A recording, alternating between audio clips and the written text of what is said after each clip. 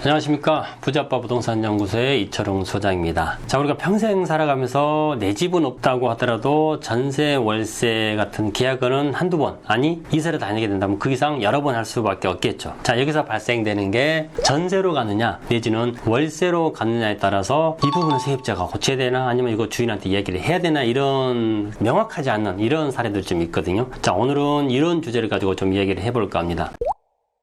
저도 지방에서 자라서 서울로 직장 생활 시작이 됐는데, 제가 서울로 올라와서 느낀 게 뭐냐면 부동산 시작하기 전에요. 지방 같은 거 제가 학교 다닐 때 자취를 했었는데, 집을 얻게 되면은 지방은 거의 모든 집주인들이 마찬가지인 것 같아요. 세입자 내보내면 집주인이 수리를 다 해놓습니다. 도배장판 정도는 깨끗하게 다 해놓고 세입자를 맞아요. 세입자가 수리하고 들어간 기억은 한 번도 없었던 것 같아요. 서울 와서 직장을 얻는데, 서울 같은 경우는 반대로 전세인데 집이 지정은 세입자가 도배하고 들어가는 걸 또 당연시 여기더라고요. 그게 지방과 서울의 가장 큰 차이점. 자, 이런 점이 아닌가 제가 초창기에 좀 생각을 좀 해봤습니다. 자, 오늘 드리고 싶은 얘기가 뭐냐면은 전세나 월세를 살고 있는데 집에서 무슨 문제가 생겼을 경우에 이거를 수리를 누가 해주느냐. 자, 요 이야기를 좀 말씀을 드릴까 합니다. 보통 전세 같은 경우는 그냥 내가 전세니까 그냥 전세 사는 동안은 내 집이니까 웬만하면 그냥 내가 다 고쳐 쓰자. 이렇게들 많이 알고 계시고요. 반대로 월세를 살고 있는 월세 세입자 같은 경우에는 하다못해 요즘에 센서 등이라든지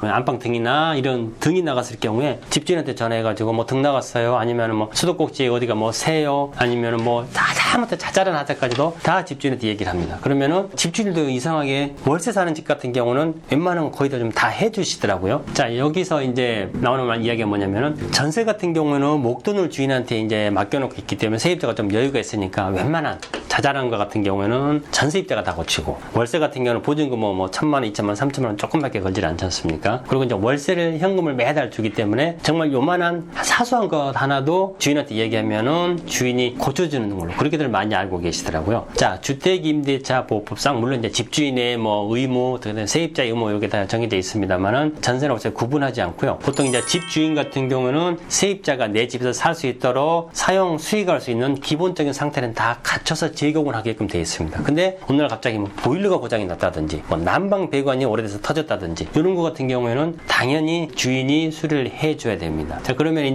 가장 문제가 되는 게 제가 조그만 소모품 정도라고 말씀드렸죠.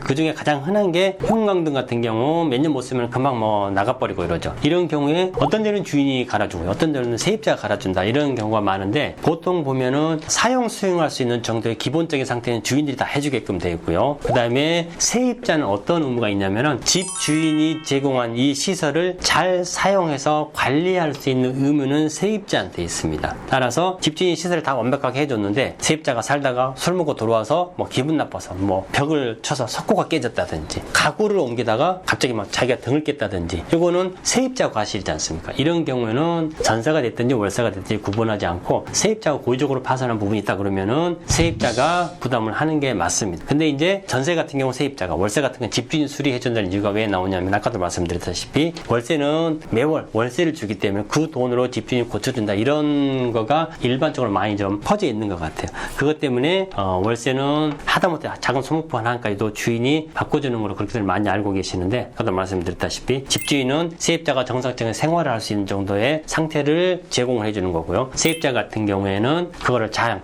사용하고 보존하고 관리하는 의무는 적어도 세입자한테 있다, 이런 얘기를 좀 드리고 싶습니다. 그래서 계약서에 항상 좀 생각을 조금만 더 하신다 그러면은 부동산한테 그 특약을 하나 넣어주거든요. 그 특약이 뭐냐면은 기본 시설 상태에서 계약이고 시설물 고의 파손 시는 임차 인이 복구한다, 이렇게 단서정을 항상 넣습니다. 그리고 뒤에다가 가로해가지고 단 자연 마모부는 제외 이렇게 썼던 기억이 있습니다. 자, 이런 경우에 세입자가 고의로 파손한 경우는 전세가 됐든지 월세가 됐든지 구분하지 않고 세입자가 부담을 해야 되는 거고요. 시간이 지나서 싱크대가 주저앉았다든지 그 다음에 보일러가 노후돼가지고 고장이 났다든지 이런 경우는 다 주인이 고쳐줘야 된다, 부담해야 된다, 이 정도로 좀 알고 계시면 될 것 같아요. 자, 전세나 월세 같은 경우에는 계약이 자주 있고 이사를 자주 하기 때문에 항상 발생되는 사항입니다. 기본적인 상식만 알고 계시더라도 내 전세금 지키는 방법이라든지 비용 부담 여부도 쉽게 정의하실 수가 있을 것 같아요. 자, 오늘 이렇게 좀 말씀드렸는데 다음 시간 또 잘못된 부동산 상식 조금 더 가지고 또 찾아뵙도록 하겠습니다. 자, 감사합니다.